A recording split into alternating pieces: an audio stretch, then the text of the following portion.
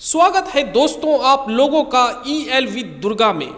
आज दोस्तों हम लोग निष्ठा मॉड्यूल 7 जिसके अंतर्गत विद्यालयी प्रक्रियाओं में जेंडर समावेशन को रखा गया है, इसके प्रश्नावली को सॉल्व करेंगे। और दोस्तों इसके अलावे मैं एक क्वेश्चन बुक तैयार करके तुरंत अपलोड करने जा रहा हूं जिसमें 40 प्रश्नों के उत्तर हैं। और चाहे कैसा भी, जी हाँ दोस्तों, चाहे कैसा भी प्रश्नों का सेट आपके मोबाइल पर आएगा, आप इस क्वेश्चन बुक के माध्यम से उसके सभी उत्तर 100% सही दे पाएंगे।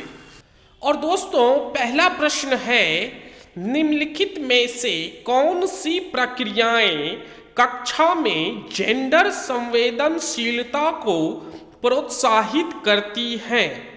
और प्रिय शिक्षक बंधुओं, इसका सही उत्तर है कक्षा के गतिविधियों में लड़कों और लड़कियों को संबोधित करने के लिए सतर्कता से विशेषणों के उपयोग को सुनिश्चित करना।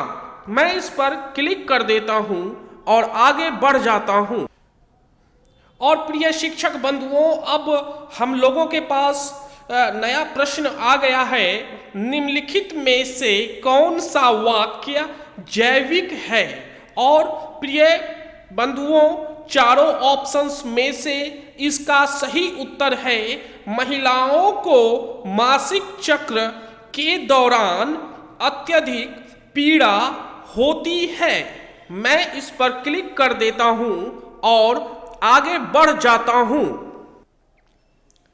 प्रिय शिक्षक बंधुओं, अब अगला प्रश्न है, जेंडर संवेदी पाठ्यचर्या मांग करती है? और चारों ऑप्शंस में से इसका सही उत्तर है कक्षा में जेंडर, लिंग और जेंडर पहचान पर चर्चा की। और दोस्तों मैं इसके तीसरे ऑप्शंस पर क्लिक कर देता हूं और आगे बढ़ जाता हूं। अगला प्रश्न है मित्रों, निम्नलिखित में से कौन सा कथन लड़कों पुरुषों के लिए जेंडर रूढ़ि नहीं है?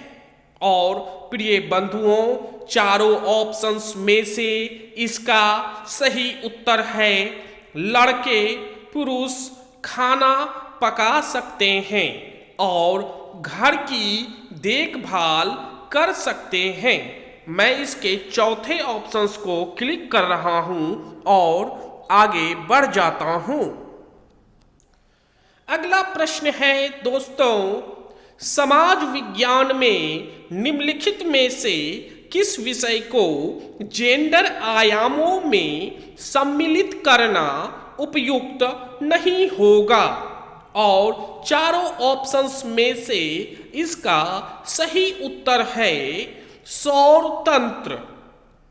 मैं इसके चौथे ऑप्शंस को क्लिक कर रहा हूं और अब आगे बढ़ जाता हूं। अगला प्रश्न है मित्रों, जेंडर समावेशी विद्यालय परिवेश निर्मित करने में प्रधानाध्यापकों को निम्नलिखित में से किन उपायों को अपनाना चाहिए? और चारों ऑप्शंस में से इसका सही उत्तर है पहला, सभी जेंडर को समान अवसर प्रदान करना और विद्यालय परिवेश की आवर्ती रूप से जेंडर ऑडिटिंग करवाना। मैं इसके पहले ऑप्शंस को क्लिक कर रहा हूं और अब आगे बढ़ जाता हूं। अगला प्रश्न है मित्रों, विद्यालय के कार्यक्रमों में सामान्यतः लड़कियां मुख्य अतिथि को गुलदस्ता भेंट करती है। यह निम्नलिखित में से किसका उदाहरण? और चारों ऑप्शंस में से इसका सही उत्तर है अप्रत्यक्ष प्रच्छन्न पाठ्यचर्या।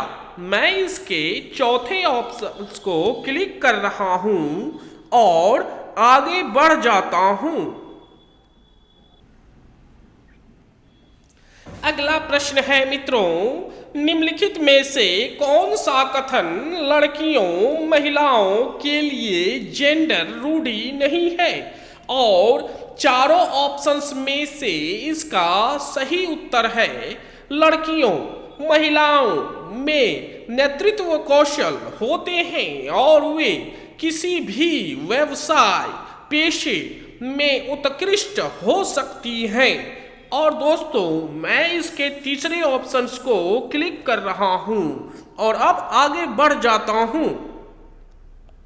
अगला प्रश्न है मित्रों, निम्नलिखित में से किसे प्रजातंत्र के लिए चुनौती नहीं माना जा सकता है?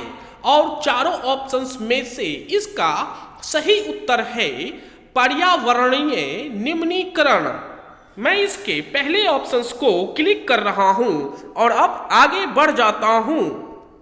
और अब अगला प्रश्न है दोस्तों, जेंडर समावेशन का अर्थ है और चारों ऑप्शंस में से इसका सही उत्तर है सभी जेंडर के व्यक्तियों की संसाधनों, अवसरों और सुविधाओं तक पहुंच के संदर्भ में निष्पक्षता और समानता को सुनिश्चित करना और भेदभाव को कम करना। और दोस्तों मैं इसके चौथे ऑप्शंस को क्लिक कर रहा हूं और अब आगे बढ़ जाता हूं। और अब अगला प्रश्न है दोस्तों, विद्यालय किस प्रकार विद्यार्थियों को मनोवैज्ञानिक सेवाएं सहायता प्रदान कर सकते हैं? और चारों ऑप्शंस में से इसका सही उत्तर है विद्यार्थियों को मार्गदर्शन और परामर्श सेवाएं प्रदान करके। मैं इसके तीसरे ऑप्शंस को क्लिक कर रहा हूं और अब आगे बढ़ जाता हूं। और दोस्तों अब अगला प्रश्न है हम लोगों के समक्ष, कक्षा 9 की पाठ्य पुस्तकों में कुछ उदाहरण हैं जो महिलाओं को शिक्षकों और चिकित्सकों के रूप में जबकि पुरुषों को इंजीनियर और राजनैतिक नेता के रूप में प्रदर्शित करते हैं। इस प्रकार के चित्रण से निम्न को बढ़ावा मिलने के संभावना है। और चारों ऑप्शंस में से इसका सही उत्तर है दोस्तों जेंडर रूढ़ियां। और मैं इसके दूसरे ऑप्शंस को क्लिक कर रहा हूं और अब आगे बढ़ जाता हूं। अब अगला प्रश्न है दोस्तों, निम्नलिखित विशेषताओं में से कौन सी विद्यालयों में हिंसा के लिए शून्य सहनशीलता को सुनिश्चित करने में सहायक है? और चारों ऑप्शंस में से इसका सही उत्तर है सुरक्षित भौतिक बुनियादी ढांचा, सख्त आचार संहिता नीति और सशक्त निगरानी तंत्र। मैं इसके चौथे ऑप्शंस को क्लिक कर रहा हूं और अब आगे बढ़ जाता हूं।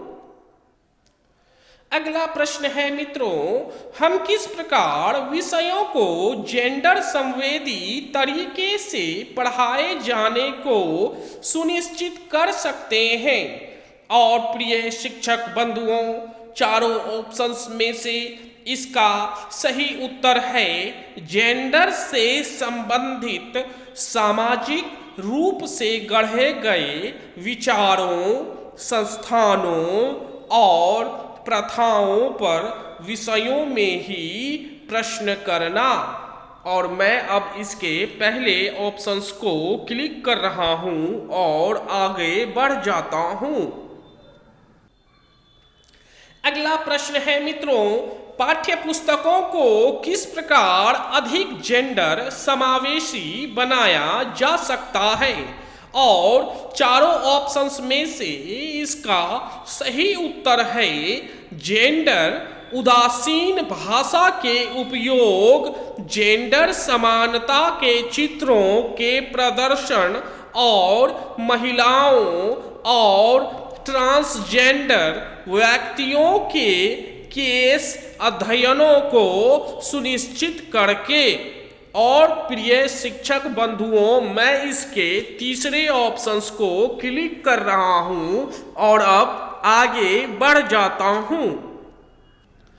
अगला प्रश्न है प्रिय शिक्षक बंधुओं, जेंडर समानता के सिद्धांत का अर्थ है और चारों ऑप्शंस में से इसका सही उत्तर है सभी जेंडर पुरुषों, महिलाओं और ट्रांसजेंडर व्यक्तियों के साथ एक जैसा व्यवहार। मैं इसके तीसरे ऑप्शंस को क्लिक कर रहा हूं और अब आगे बढ़ जाता हूं। अगला प्रश्न है मित्रों, एक जेंडर हितैषी विद्यालय परिवेश वह होता है जहां, और चारों ऑप्शंस में से इसका सही उत्तर है सामाजिक और भौतिक परिवेश में लड़कों, लड़कियों और ट्रांसजेंडर विद्यार्थियों के अनुभवों को समझा जाता है और उनकी आवश्यकताओं को संबोधित किया जाता या ध्यान दिया जाता है। मैं इसके पहले ऑप्शंस को क्लिक कर रहा हूं और अब मैं आगे बढ़ जाता हूं। अगला प्रश्न है मित्रों, कोई शिक्षक किस प्रकार जेंडर हितैषी कक्षा सुगम बना सकता है? और प्रिय शिक्षक बंधुओं, चारों ऑप्शंस में से इसका सही उत्तर है सभी जेंडर के विद्यार्थियों को बगैर किसी संकोच के बोलने के लिए प्रोत्साहित करके। और मैं इसके पहले ऑप्शंस को क्लिक कर रहा हूं और आगे बढ़ जाता हूं। अब प्रिय शिक्षक बंधुओं, अगला प्रश्न हम लोगों के समक्ष है, किशोरावस्था जीवन चक्र की एक महत्वपूर्ण और जटिल अवस्था है। निम्नलिखित में से कौन से सोच या व्यवहार किशोरों में उत्कंठा और ग्लानि को दूर करने में सहायक हो सकता है? और दोस्तों, चारों ऑप्शंस में से इसका सही उत्तर है उनको स्वतंत्र रूप से व्यक्त करने के लिए सुरक्षित स्थान प्रदान करना और उनकी समस्याओं को धैर्यपूर्वक सुनना। और दोस्तों, मैं इसके चौथे ऑप्शंस को क्लिक कर रहा हूं और अब आगे बढ़ जाता हूं। अगला प्रश्न है प्रिय शिक्षक बंधुओं, जेंडर निष्पक्ष समुदाय विकसित करने के लिए अधिक ध्यान दिया जाना चाहिए। और चारों ऑप्शंस में से इसका सही उत्तर है लड़कों, लड़कियों और ट्रांसजेंडर बच्चों और माता पिता समेत पूरे समुदाय पर। और दोस्तों, मैं इसके पहले ऑप्शंस को क्लिक कर रहा हूं और अब आगे बढ़ जाता हूं। और इस प्रकार दोस्तों, मैंने 20 प्रश्नों के 20 उत्तर दिए हैं, एक भी प्रश्न को मैंने नहीं छोड़ा है। और प्रिय शिक्षक बंधुओं, अब मैं सबमिट बटन पर क्लिक करने जा रहा हूं और देखते हैं कि मेरा स्कोर कितना बन रहा है। और दोस्तों, मेरे साथ आप लोग भी अब देख सकते हैं कि मैंने 20 प्रश्नों के जो उत्तर दिए थे उसमें मुझे 20 अंक प्राप्त हुए हैं। धन्यवाद दोस्तों। अब मैं अगला जो और 2 सेट बचा हुआ है प्रश्नों का, उसे मैं एक साथ आप लोगों के समक्ष इसके बाद प्रस्तुत करने जा रहा हूं अगले वीडियो में, जिसके सहारे अगर आपके मोबाइल सेट पर किसी भी तरह का प्रश्नों का सेट अगर प्रकट होता है तो आप इस 40 प्रश्नों के सीरीज में से देखकर एकदम सही उत्तरों का चयन कर सकते हैं। धन्यवाद शिक्षक बंधुओं, मिलते हैं अगले वीडियो में। जाने से पहले दोस्तों मेरा आप लोगों से नम्र निवेदन है कि कृपया चैनल को सब्सक्राइब कर ले, अपने अन्य शिक्षक बंधुओं में इसे जरूर शेयर करें, लाइक बटन को जरूर दबा दें दोस्तों, और सबसे पहले नोटिफिकेशन प्राप्त करने के लिए बेल आइकन को जरूर दबा दें। धन्यवाद शिक्षक बंधुओं।